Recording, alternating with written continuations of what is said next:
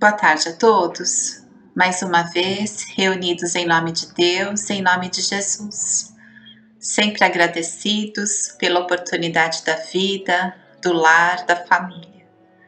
Pai nosso, que estais nos céus, santificado seja o vosso nome. Venha a nós o vosso reino. Seja feita a vossa vontade, assim na terra como nos céus. O pão nosso de cada dia nos dai hoje. Perdoai nossas dívidas, assim como perdoamos nossos devedores. Não nos deixeis cair em tentações e livrai-nos de todo o mal, que assim seja. O Evangelho segundo o Espiritismo, por Allan Kardec, no capítulo Bem-aventurados os aflitos, o mal e o remédio, pelo Espírito Santo Agostinho, Paris, 1863. Vossa terra é por acaso um lugar de alegrias, um paraíso de delícias? A voz do profeta não soa ainda aos vossos ouvidos? Não clamou ele que haveria choro e ranger de dentes para os que nascessem nesse vale de dores? Vós que nele viestes viver, esperai, portanto, lágrimas ardentes e penas amargas. E quanto mais agudas e profundas forem as vossas dores, voltai os olhos ao céu e bendizei ao Senhor por vos ter querido provar. Ó homens, não reconhecereis o poder de vosso Senhor, senão quando ele curar as chagas do vosso corpo e encher os vossos dias de beatitude e de alegria? Não reconhecereis o seu amor, senão quando ele adornar vosso corpo com todas as glórias e lhe der o seu brilho e o seu alvor? Imitai aquele que vos foi dado para exemplo. Chegado ao último degrau da abjeção e da miséria, estendido sobre o monturo, ele clamou a Deus: Senhor, conheci todas as alegrias da opulência, e vós me reduzistes à mais profunda miséria. Graças, graças, meu Deus, por terdes querido provar o vosso servo.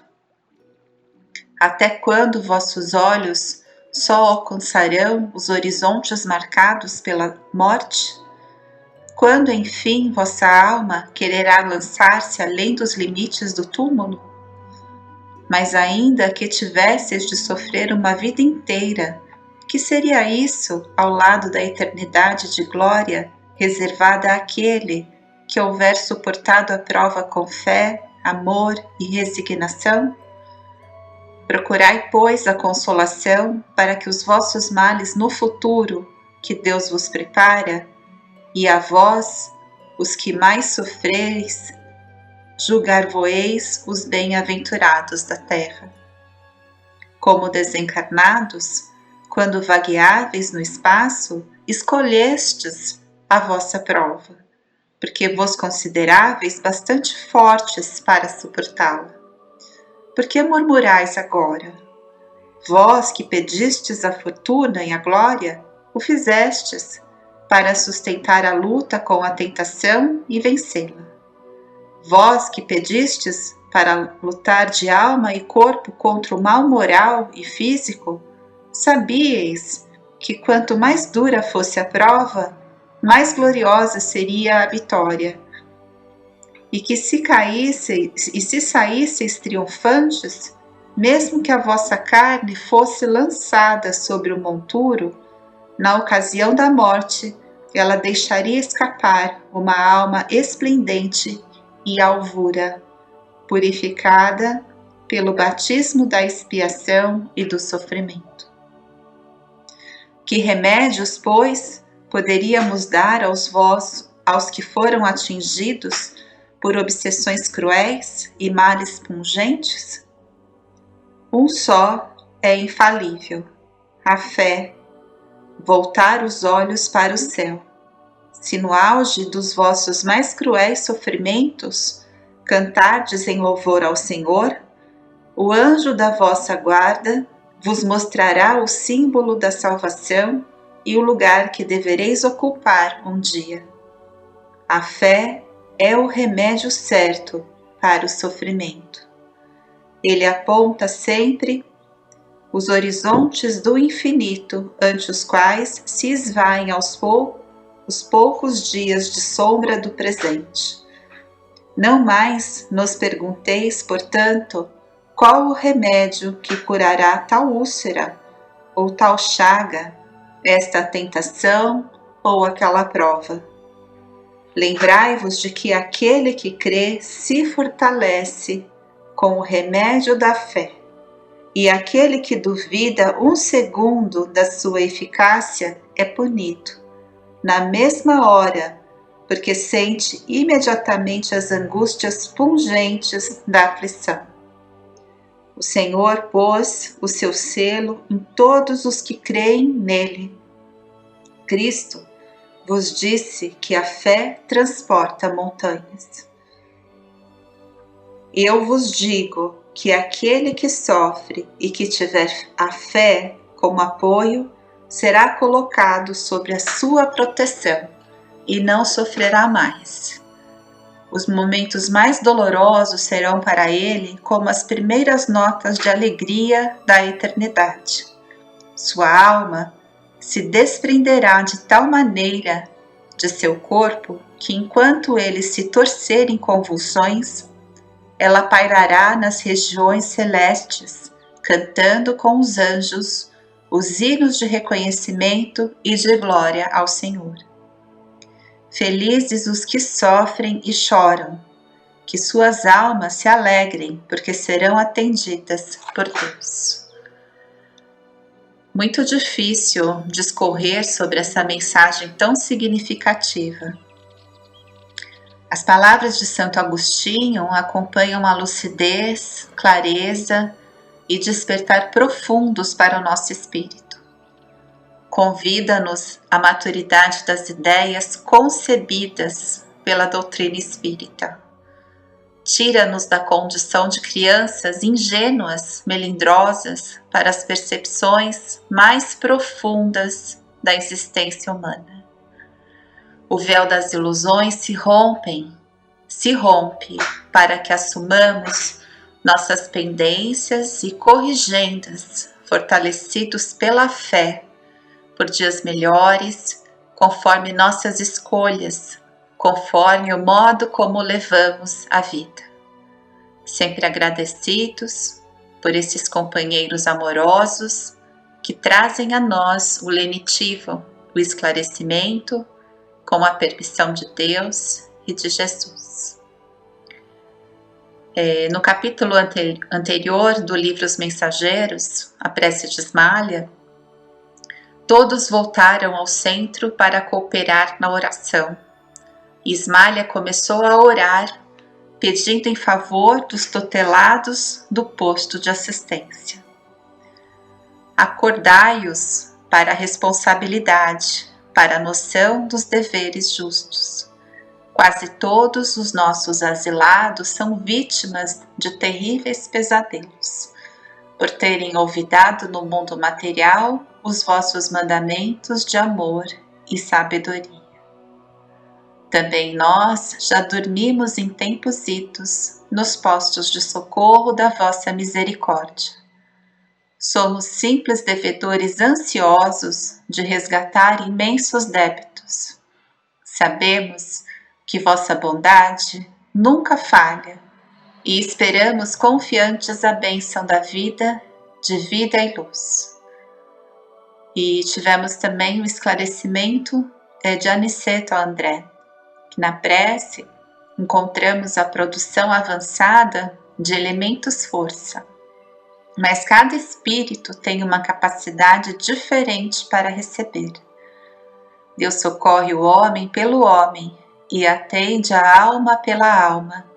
Cada um de nós somente poderá auxiliar os semelhantes e colaborar com o Senhor, com as qualidades de elevação já conquistadas na vida. Que vem bem de encontro esse último momento do capítulo com o capítulo de hoje, que falará sobre os efeitos da oração. As luzes da prece inundaram o vasto recinto. Palpitava em tudo uma claridade serena, doce e radiante, muito diversa da luminosidade artificial. Os flocos radiosos que partiam de nós multiplicavam-se no ar, como se obedecessem a misterioso processo de segmentação, e caíam sobre os corpos inanimados e enrijecidos, dando a impressão de lhes penetrarem as células mais íntimas.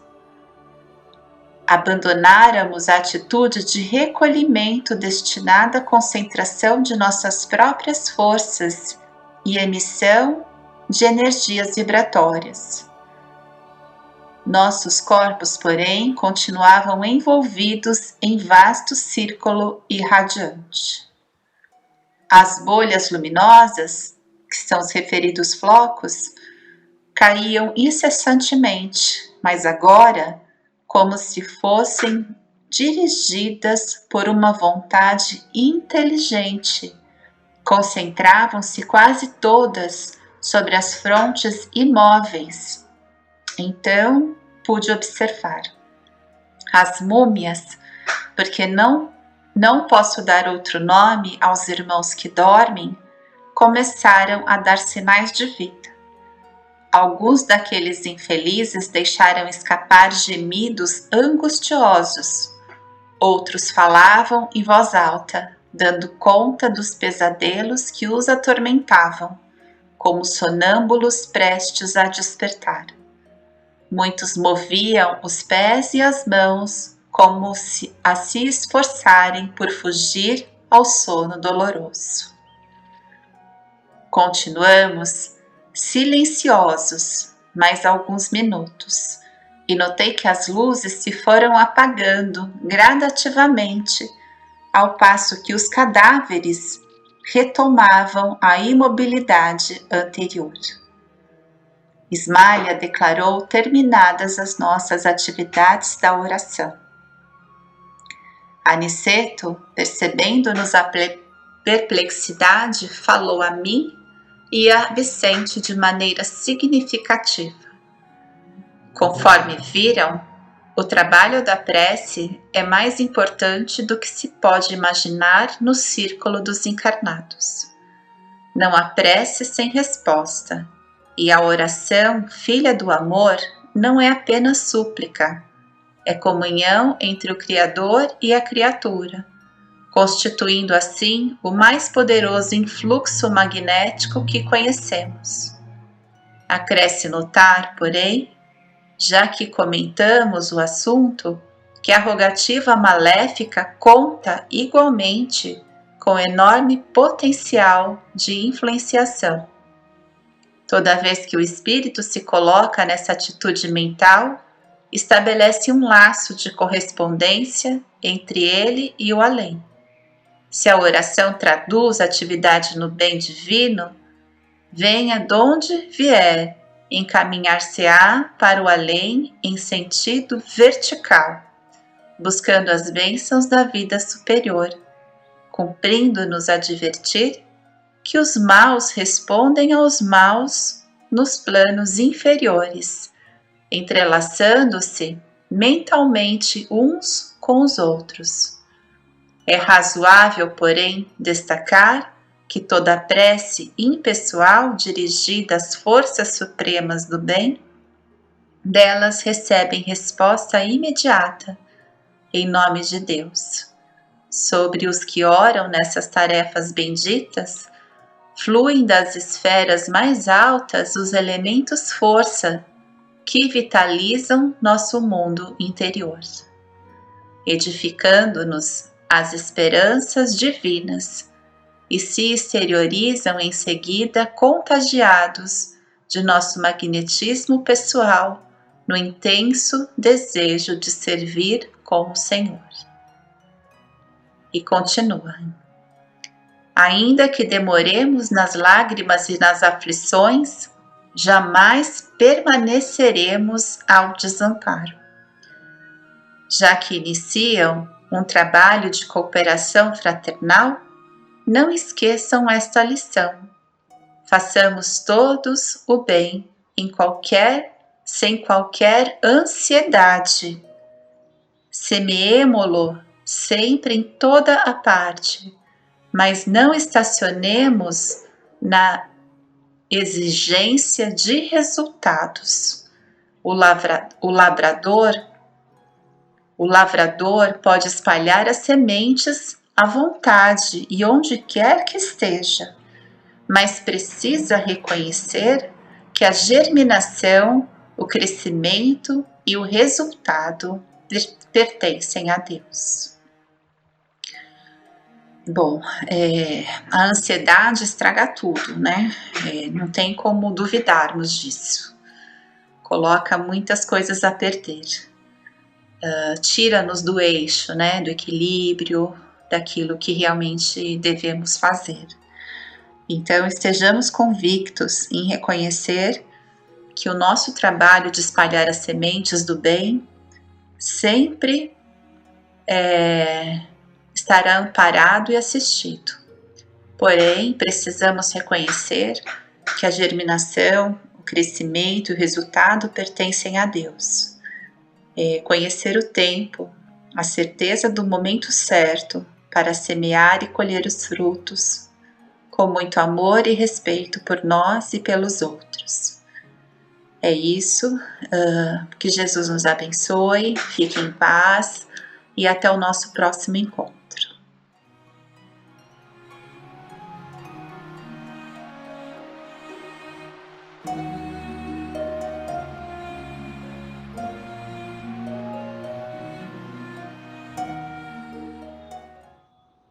Boa tarde a todos.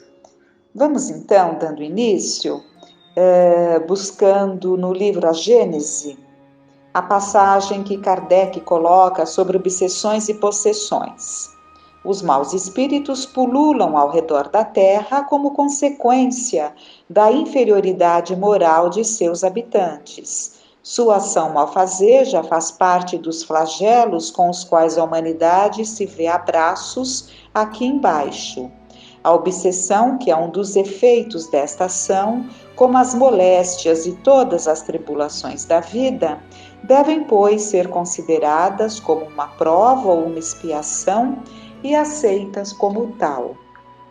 Então, de fato, os espíritos maus pululam em torno da Terra, ao redor da Terra, como Kardec nos coloca. E é interessante que no livro Missionários da Luz, de André Luiz, psicografado pelo Chico Xavier, é relatado, André Luiz nos relata que ao sair de uma sessão de trabalhos mediúnicos, ele observou a diferença do padrão vibratório ali no ambiente em que eles estavam e quando eles saem para a rua, terminados os trabalhos. E o Alexandre, o instrutor Alexandre que estava com ele, comenta sobre essa situação e o quanto aqueles que participaram dos trabalhos não se empenham na mudança. Gostam de estar ali, mas na verdade não existe um processo de valorização, porque não existe mudança.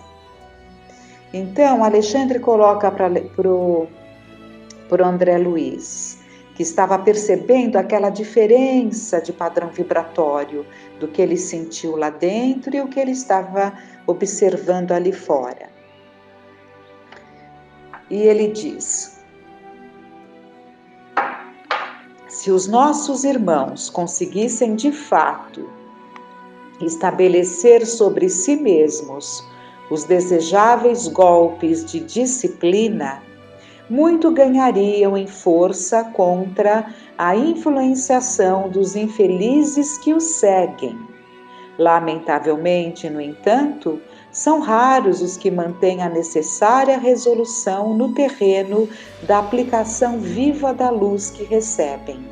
A maioria, rompido o nosso círculo magnético, organizado no curso de cada reunião, esquece as bênçãos recebidas e volta-se novamente para as mesmas condições deploráveis de horas antes, subjugada pelos vampiros renitentes e cruéis. E o Alexandre convida, fala: venha comigo à via pública e observe por si mesmo. Então, que André Luiz está notando aquela diferença, né? E o Alexandre, então, pede para que ele observe ali aqueles que saíram da reunião e estão ali buscando a via pública, dirigindo-se aos seus lares. Então, o André Luiz, conforme vai saindo, ele nota, como já comentamos, né, uma diferenciação muito grande no ambiente. Aspirando as novas correntes de ar, observava a diferença indefinível. O oxigênio parecia tocado de magnetismo menos agradável. Compreendi uma vez mais a sublimidade da oração e do serviço da espiritualidade superior na intimidade das criaturas. A prece, a meditação elevada, o pensamento edificante refundem a atmosfera, purificando-a. E o Alexandre vai explicando, né, que o pensamento elevado santifica a atmosfera em torno e cria então aquele ambiente harmonioso, agradável. Mas agora eles estão retornando para os seus lares. Por um tempo, o André Luiz fica ali ouvindo as conversações daqueles frequentadores da casa. Estavam ali todos conversando entre si, embevecidos. Um dizia: o espiritismo é o nosso conforto, os compromissos que temos são muito grandes diante da verdade. E não é sem razão que o Senhor nos colocou nas mãos as lâmpadas sublimes da fé. E assim um e o outro vai comentando ali,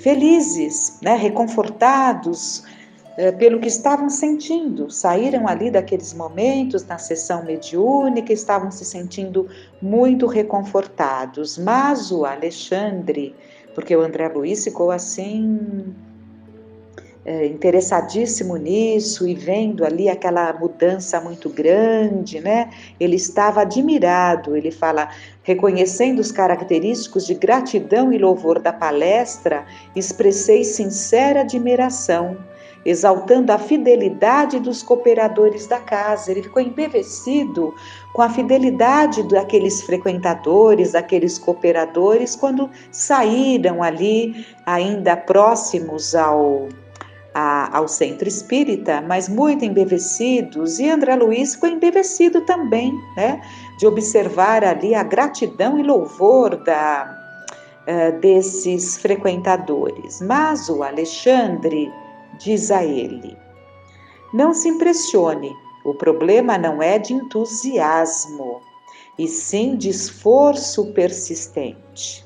Não podemos dispensar as soluções vagarosas.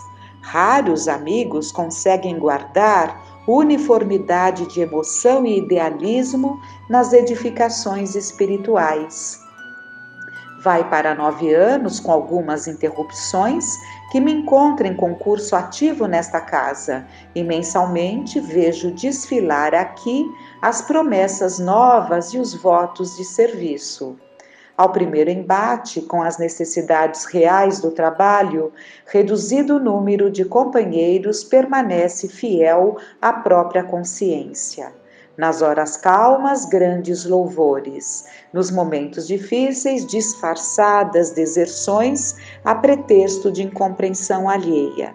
Sou forçado a dizer que, na maioria dos casos, nossos irmãos são prestativos e caridosos com o próximo em se tratando das necessidades materiais, mas quase sempre continuam sendo menos bons para si mesmos, porque se esqueceram de aplicação da luz evangélica à vida prática. Aqui é um ponto muito interessante que ele está colocando, Porque muitas vezes nos dedicamos tanto ali às necessidades materiais e até desenvolvemos os nossos trabalhos com muito prazer e dedicação. Mas aquela mudança íntima mesmo que nos leva a tratar o outro de uma outra forma, a termos o companheirismo, a termos a compreensão, o entendimento, a capacidade do perdão junto àqueles com os quais convivemos, aqui no caso nos trabalhos, nem sempre isso se dá, né?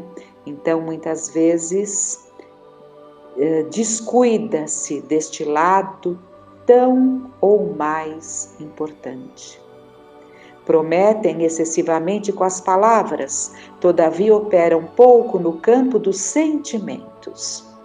A luta mais áspera após reafirmarem os mais sadios propósitos de renovação e, comumente, voltando cada semana ao núcleo de preces, estão nas mesmas condições, requisitando conforto e auxílio exterior. Então, são frequentadores que vêm uma vez por semana, né, e voltam nas mesmas condições. Não é com facilidade que cumprem a promessa de cooperação com Cristo em si próprios, base fundamental da verdadeira iluminação. E aí, né, ele pede para acompanhar o grupo. Então ele vai seguindo ali o grupo e ele diz, os dois, né, André Luiz e o Alexandre, e ele fala, vamos acompanhar esse grupo que faz parte ali, um dos casos mais difíceis que se apresentaram ali, que estavam na reunião mediúnica, né? Que seria ali um jovem, um homem, então era uma mãe, um filho e uma filha, então 2 irmãos. O rapaz em companhia de uma senhora idosa e de uma jovem, que logo percebi serem sua mãe e irmã. Punha-se de regresso ao lar. Movimentando-nos, seguindo-os de perto. Movimentamo-nos, seguindo-os de perto. Alguns metros além do recinto, onde se reuniam os companheiros de luta, o ambiente geral da via pública tornava-se ainda mais pesado. 3 entidades de sombrio aspecto, absolutamente cegas para com a nossa presença, em vista do baixo padrão vibratório de suas percepções, acercaram-se do trio sob nossa observação. Encostou-se uma delas à senhora idosa e instantaneamente reparei que a sua fronte se tornava opaca, estranhamente obscura. Seu semblante modificou-se. Desapareceu-lhe o júbilo irradiante, dando lugar aos sinais de preocupação forte. Transfigurava-se de maneira completa. Então, isso é muito interessante nós entendermos o que aconteceu. Em muitas reuniões mediúnicas, em muitos momentos, os nossos obsessores, alguns nem sei se devemos chamar de obsessores, porque são companhias que nós convidamos, né, e queremos que estejam ao nosso lado, eles não têm a permissão para adentrarem nos ambientes em que se dão os trabalhos mediúnicos, as reuniões, né? Que sempre tem ali a palestra que precede aos trabalhos mediúnicos e muitos desses espíritos não têm permissão. Então, são momentos em que os participantes, os médiuns, têm a oportunidade de recomporem-se, por isso sentem-se melhor, por isso que se retiraram da reunião sentindo-se muito bem, muito gratos a Deus, muito gratos à doutrina, mas tão logo alguns passos foram dados, essa senhora já estava junto, né, já permitiu que aquelas presenças se aproximassem. E aí, a fala dela mudou completamente. Ó, meus filhos, exclamou a genitora que parecia paciente e bondosa, por que motivo somos tão diferentes no decurso do trabalho espiritual? quisera possuir ao retirar-me de nossas orações coletivas o mesmo bom ânimo, a mesma paz íntima. Isso, porém, não acontece. Ao retomar o caminho da luta prática, sinto que a essência das preleções evangélicas persevera dentro de mim, mas de modo vago, sem aquela nitidez dos primeiros minutos. Então ela percebe que ela vai perdendo até aquela clareza, né, do que foi dito lá dentro, do que ela sentiu lá dentro, vai ficando tudo muito vago. Esforço-me, diz ela, sinceramente por manter a continuação do mesmo estado da alma. Entretanto, algo me falta, não sei definir com precisão. Nesse momento, as duas outras entidades que ainda se mantinham distanciadas agarraram-se comodamente aos braços do rapaz. Então, uma daquelas 3 presenças se ligaram à mãe, as outras 2 ao rapaz, que ofereceu aos meus olhos o mesmo fenômeno.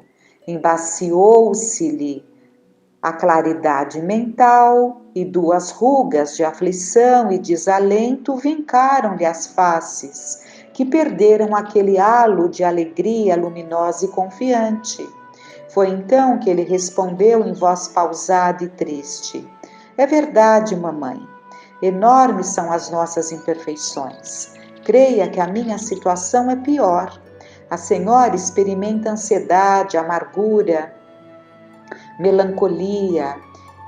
É bem pouco para quem, como eu, se sente vítima dos maus pensamentos. Casei-me há menos de 8 meses e, não obstante o devotamento de minha esposa, tenho o coração por vezes repleto de tentações descabidas. Pergunto a mim mesma a razão de tais ideias estranhas e, francamente, não posso responder.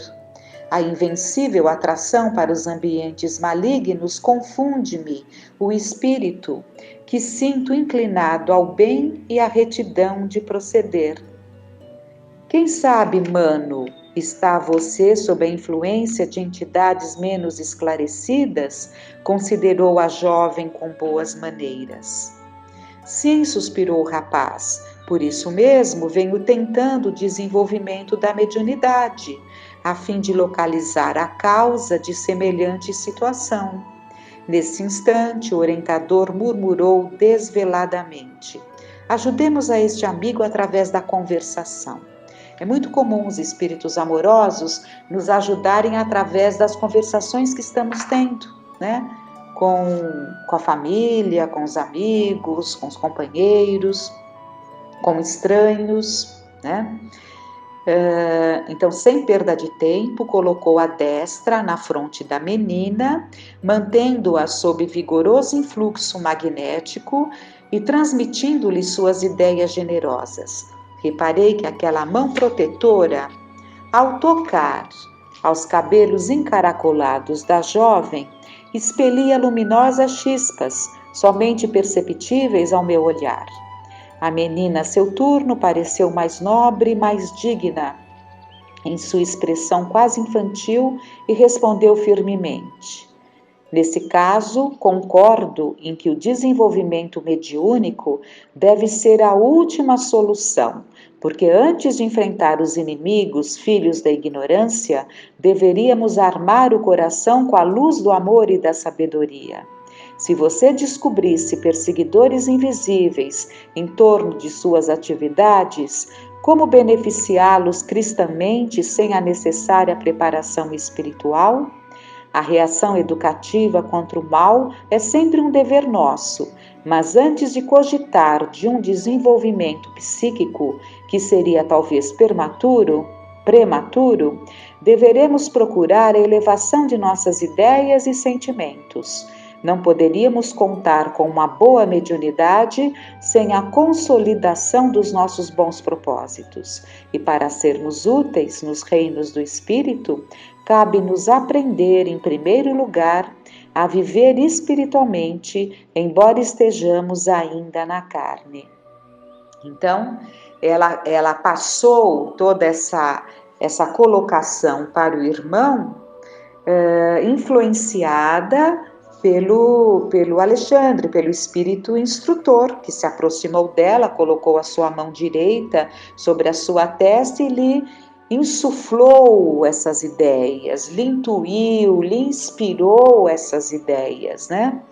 E isso é uma coisa maravilhosa que deveríamos aproveitar mais, sabe? Essas inspirações, esses ensinamentos. Mas aqui, finalizando por hoje, vamos pegar aqui o que ele disse, a importância desse conselho para o irmão, que disse que em função daqueles pensamentos que o inclinavam a atitudes, né, pelas tentações descabidas que ele tinha, pela tendência ali dentro do campo da sexualidade desregrada, porque isso nós vemos no capítulo anterior, né? Ele se propõe, então, ele diz, por isso eu estou buscando o desenvolvimento da mediunidade, mais apropriadamente o adestramento da mediunidade, né? A educação da mediunidade, mas é preciso que antes se trabalhe os sentimentos, a evangelização de si mesmo. Então, ele estava se propondo a trabalhar na mediunidade, né? Desenvolver ali os dons o desenvolvimento psíquico para trabalhar com essas presenças, com esses espíritos e com isso melhorar a sua condição, mas ele não tinha, sabiamente, pela influência, a irmã lhe diz que primeiro ele precisaria armar o coração com a luz do amor e da sabedoria. Benditos conselhos, porque muitos buscam tanto ali com empenho, desenvolvimento da mediunidade, quando na verdade deve ser algo muito natural. E o empenho, sim, deve ser o da cristianização, o da mudança íntima, do trabalho dos nossos sentimentos, nascer em nós uma reação educativa contra o mal, né? Então, se estamos sentindo ali aquelas influenciações, é preciso que tenhamos uma reação educativa, né? Firmando os nossos pensamentos no bem e com isso cortando essas vinculações. Então, a primeira atitude para esse moço, para esse rapaz, seria cortar essas vinculações. E depois, então, de evangelizado, depois de ter conseguido melhorar o seu padrão vibratório, a sua condição moral, aí sim, permitir que naturalmente, né, se fosse o caso, se desenvolvesse ali a sua mediunidade de trabalho, né? Então é preciso que estejamos atentos a todas essas questões que essa doutrina abençoada nos traz, muita gratidão no coração, rogando a Deus que tenhamos muita paz, muita confiança, muita segurança. Permita, meu Pai, que consigamos manter o equilíbrio, a boa vontade, a esperança sempre viva em nossos corações. Permita, meu Pai, que fiquemos em paz.